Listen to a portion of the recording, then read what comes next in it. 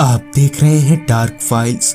Dark files की आज की इस कहानी में आगे बढ़ने से पहले अगर आपने अभी तक हमारे चैनल को सब्सक्राइब नहीं किया है तो कर लें और ऐसी ही और वीडियोस के लिए देखें अनहोनी।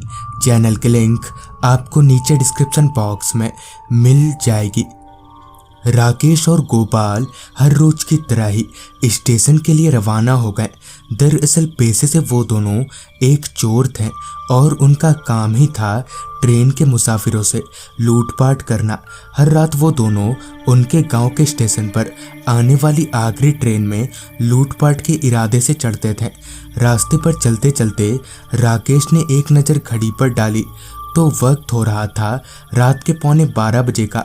घड़ी पर से नजरें हटाते हुए राकेश ने गोपाल से कहा, यार जल्दी चल, वरना ट्रेन छूट गई तो फिर कल की तरह ही आज भी खाली हाथ ही लौटना पड़ेगा।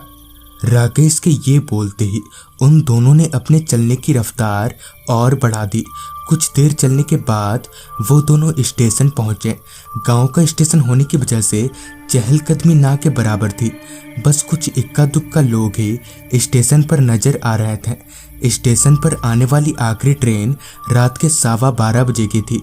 तो फिलहाल के लिए राकेश और गोपाल प्लेटफॉर्म में लगी बेंच पर बैठ गए। चूँकि ट्रेन को आने में अभी थोड़ा वक्त था तो वो दोनों आपस में ही प्लानिंग करने लगे। कुछ 5-10 मिनटों के बाद ट्रेन प्लेटफॉर्म पर आकर लगी। ट्रेन के रुकते ही राकेश और गोपाल ट्रेन में चढ़े तो ट्रेन की उस बोगी में कोई दिखाई नहीं पड़ रहा था सिवाय एक औरत के, जो कि ट्रेन की सीट पर बड़े आराम से बैठी हुई थी। उस औरत ने ढेर सारे गहने पहन रखे थे जिन्हें देखकर राकेश और गोपाल की आंखें चमकने लगी। आंखों ही आंखों में उन्होंने ये तय कर लिया था कि जल्द से जल्द काम निपटाकर निकलेंगे। ट्रेन अपनी पूरी रफ्तार में आगे बढ़े जा रही थी। अभी वो दोनों धीरे धीरे उस औरत की तरफ बढ़ ही रहे थे कि अचानक ही ट्रेन की स्पीड कम होने लगी। शायद कोई स्टेशन आने को था।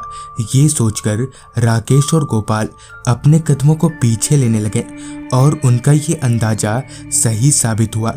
थोड़ी ही देर में ट्रेन एक स्टेशन पर रुकी। ट्रेन के रुकते ही दो लोग उसी बोगी में चढ़े जिसमें राकेश और गोपाल थे।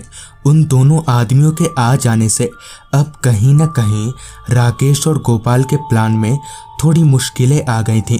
ऊपर से एक और परेशानी ये थी कि कहीं इन दोनों आदमियों से पहले ये औरत ट्रेन से उतर गई तो राकेश और गोपाल का प्लान चौपट हो जाता।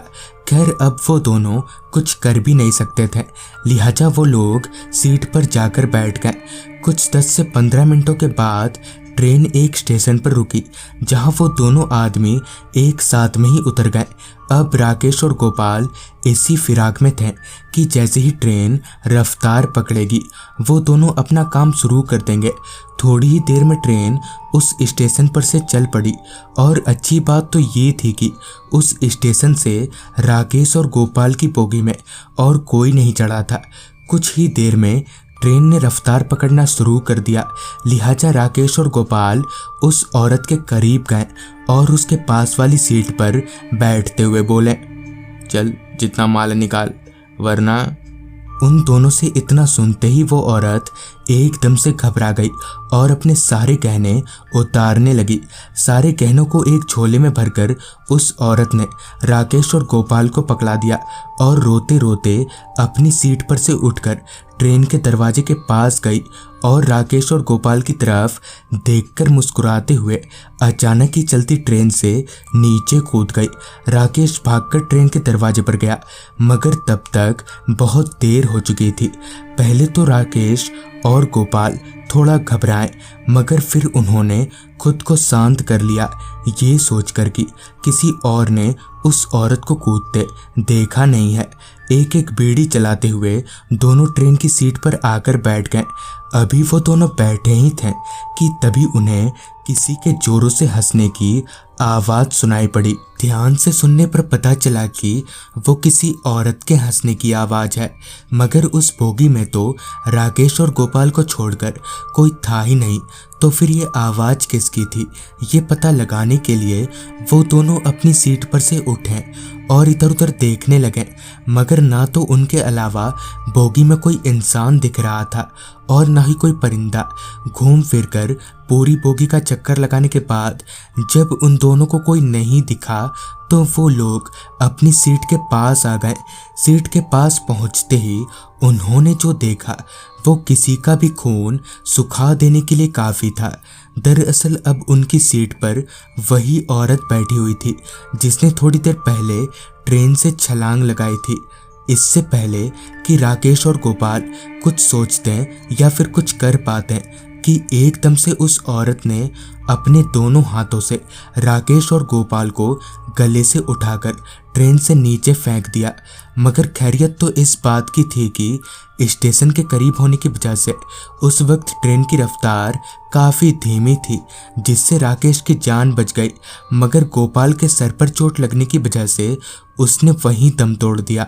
बाद में राकेश को कहीं से पता चला कि आज से कुछ साल भर पहले वो औरत उसी ट्रेन की उसी बोगी में सफ़र कर रही थी, मगर तभी कुछ गुंडों ने उसे लूटने के बाद चलती ट्रेन से नीचे फेंक दिया और तब से आज तक वो औरत उसी ट्रेन की उसी बोगी में सफ़र करती है। तो दोस्तों, ये थी आज की कहानी।